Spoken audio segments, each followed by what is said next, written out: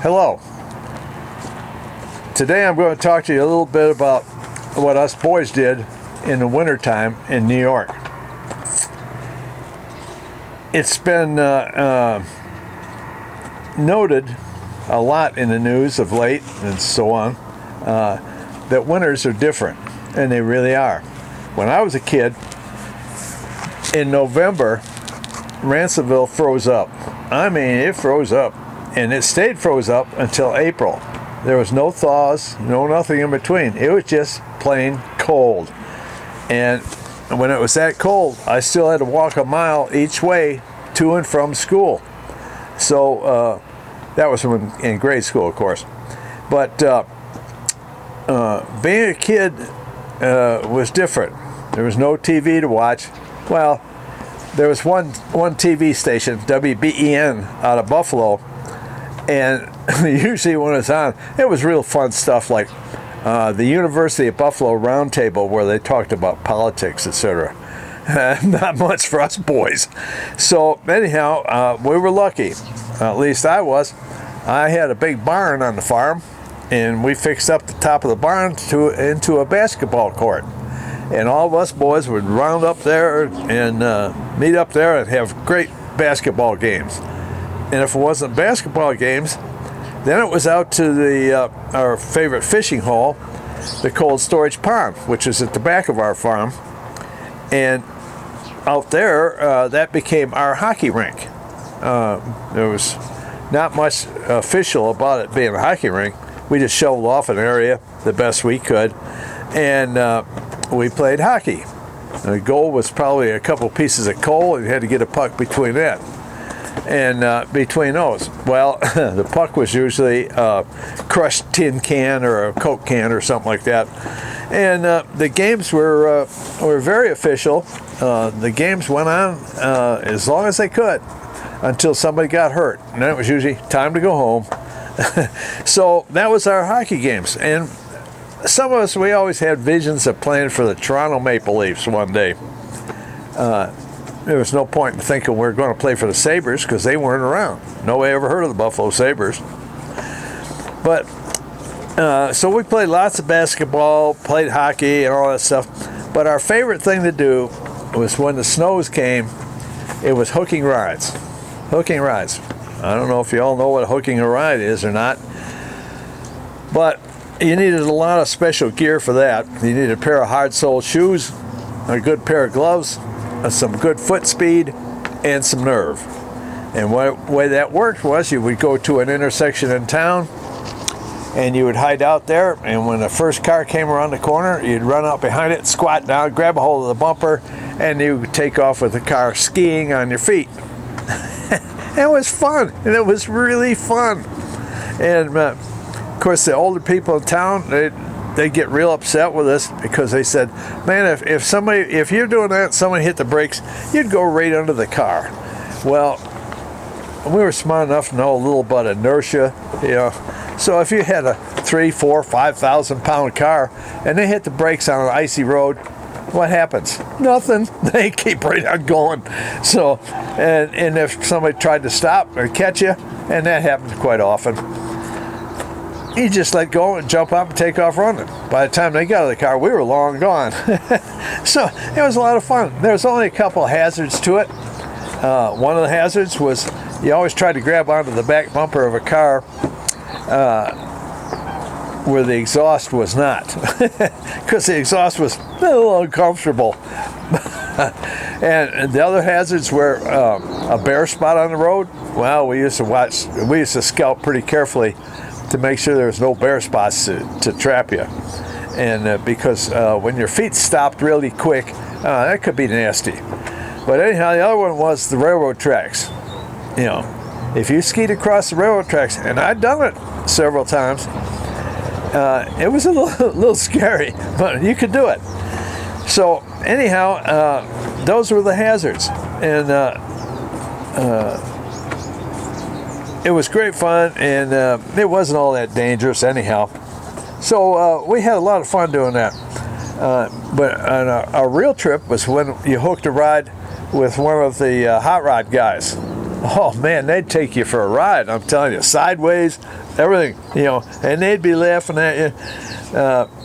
Let's see, I'll tell you, and that went on every winter, and it was a big deal.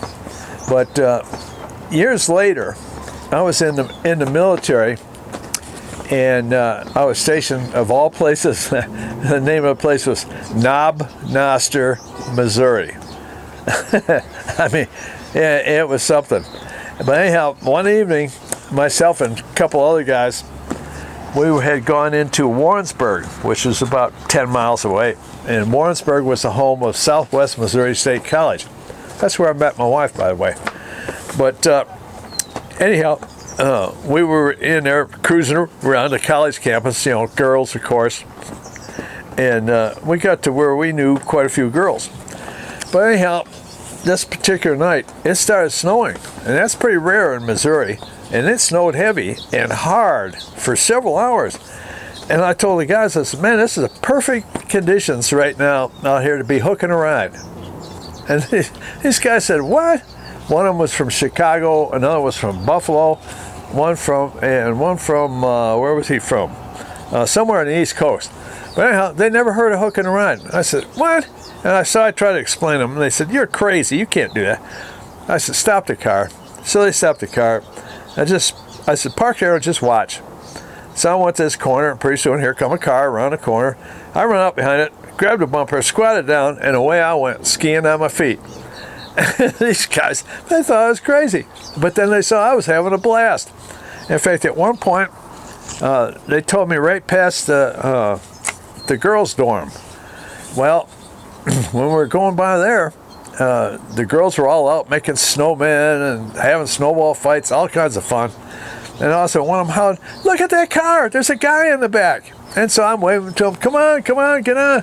So anyhow, within about 30 minutes, every car on the campus had people hanging on the back bumper. It's true. And so it was pretty cool.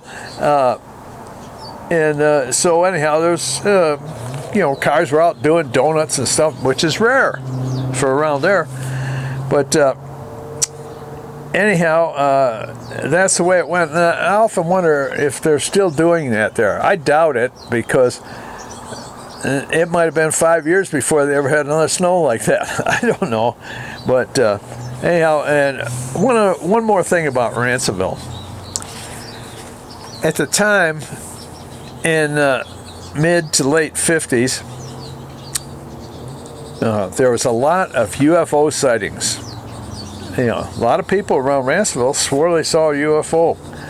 And most of us thought, well, that was a little bit, they drank a little too much beer or bourbon or whatever. But there was one night, it was real late, and I was on my way home to the farm after having a date with my girlfriend. And I came down to Curtis Avenue, and I turned the corner onto New Road, and I looked up through the windshield. And this is one of those nights in the wintertime when it's so cold, the snow squeaks when you walk on it, squeak, squeak. But I looked up through the windshield, and there was 4 discs in the sky. Well, I'll show you a picture here. It's not an actual picture. This is an artist rendition, my artistry. It shows 4 discs in a row on an angle, and there's little stars and stuff. Well, that's what I saw. And I said, first I saw them, I said, well, it's fighter planes from the Air Force Base, and they got the afterburners lit, and they're heading out somewhere. But then they weren't moving. There were just 4 discs up there. And I said, reflection on my windshield? No. I rolled down the window, looked out. No, they're still there. And I realized there's no sound. I couldn't hear anything. So I shut off the engine in the car. I still heard no sound. I said, what? And I'm looking out an open window then in this cold, clear, crisp air. And all of a sudden they started moving. And they were gone off to the northeast. And it scared me. I mean, it scared me.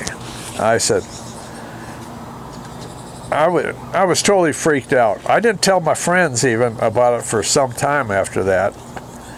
But I finally admitted it to them. Of course, I didn't call the Air Force or the law enforcement or anything, because they'd say, you're crazy.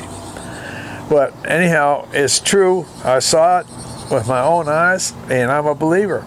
I mean, there they were. They were right in front of me, and I saw them, and away they went. So I said, just like me, you have to remember, no matter where they go, there they are. So anyhow, that's the scoop on that. And I had to say after that, I said, well, rest in peace, Rod Serling, because I'm a believer. Bye.